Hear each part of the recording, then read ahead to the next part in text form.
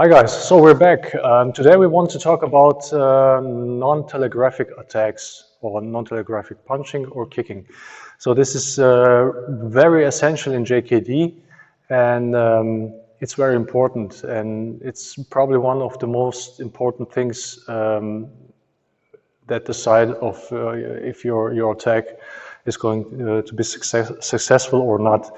So you see a lot of guys talking about non-telegraphic attacks in JKD, but what is that actually?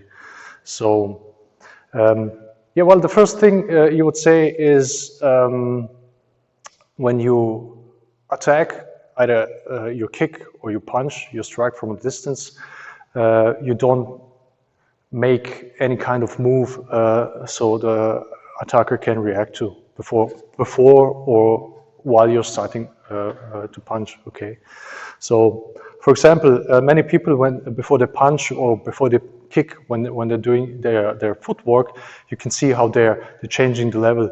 Like before they kick, they maybe from on guard. When they kick, they go up and then kick. So before I do my side kick, if I do it like this is like huge telegraph, because when I do this, he can shuffle back, you know, and because I literally punch before I kick. Okay, maybe in movies it kind of looks good, but it's not very practical. So just for example, if you want to do a side kick where you don't telegraph, you would either kick like this, you know, you would shuffle, and you wouldn't change the level of your body, and you would just go here and shuffle. The same from here, you know, like when you're here and you want to side kick, you would go and side kick fast. So especially at the moment when he comes forward, and you go and you just catch him in his movement, and you don't want to telegraph. Same as with punching. And people do the push shuffle and they step. You can a lot of people you can see doing this instead of like punching here and going here. And when they punch, if I move towards you, I shouldn't move like this. I should move like this. Okay, so the body just moves with little to no change of level from your body. So because this or this before I move, or this or even this is all telegraphing. Okay, and there's also one thing when most people. I've seen a video, a guy doing a video and talking about non-telegraphic punch, and he was punching a pad like this. He was doing like this, and he said non-telegraphic, and he did literally this. He was turning his hip and punching then, and this is exactly the same. You turn your hip and you punch. It's telegraph. That's why when you punch a proper straight lead or lead punch in JKD, your hand goes and your hip goes to the engages like short before the impact. So that you have two important things, two advantages. How you say in English? Like the first one is you're not telegraphing, and the second one is the whole hip rotation goes into the target instead of like. When you start with your hip and while you hit, there's no hip movement anymore because it's already done. So same is with kicking. When I would kick you with a straight like a forward kick, if I would kick you like this, you can see it before I kick that I'm doing this, but you should actually do it like this. Okay, so very little body movement. And if you combine that with a feint, it's really hard for the opponent to see where the kicks come from. Also, when you look this for the side, oh, that's just fine before it won't.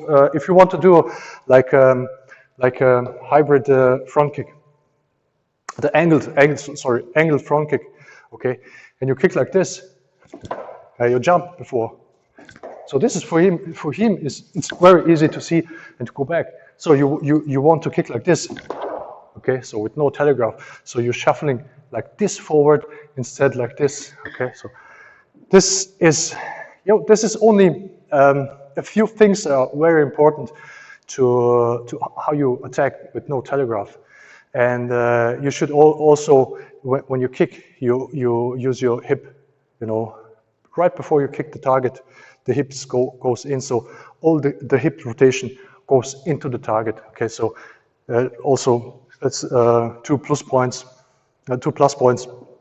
One is you're not telegraphing because you're not turning before the kick, and the other one is the whole power of your hip rotation goes into the target. So so you can generate a lot of power without exaggerating the kick too much. So you see a lot of martial arts before they kick, yeah, they are either switching stance, so they can generate the power because the hip comes very early, and or they're pulling their hands back, which is really, it shouldn't be done. This is a huge telegraph. Okay, so that's very important. But you know, like everything, it's not enough. Like I show you how this works, but I won't show you how you practice it logically, okay? Because I don't want to give everything for free, so I just want to point out the difference.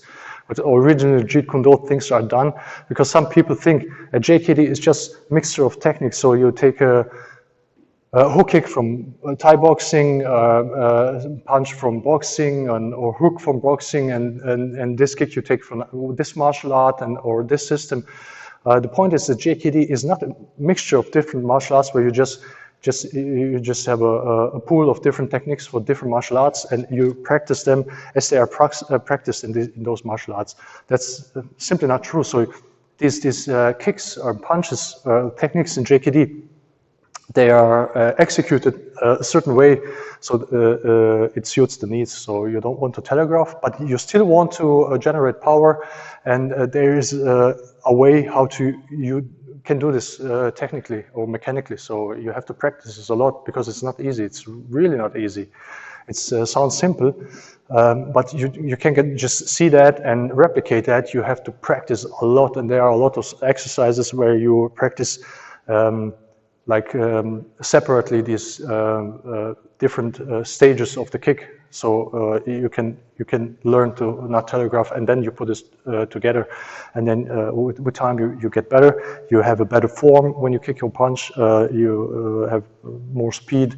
You're more relaxed, but this requires a huge amount of repetitions. Like always, anything you do, you need really a huge amount of repetitions. That's most important. But you have to know how you have to do it. So yeah, well, I think that's enough for today, and now you know how not to telegraph, hopefully. And see you next time.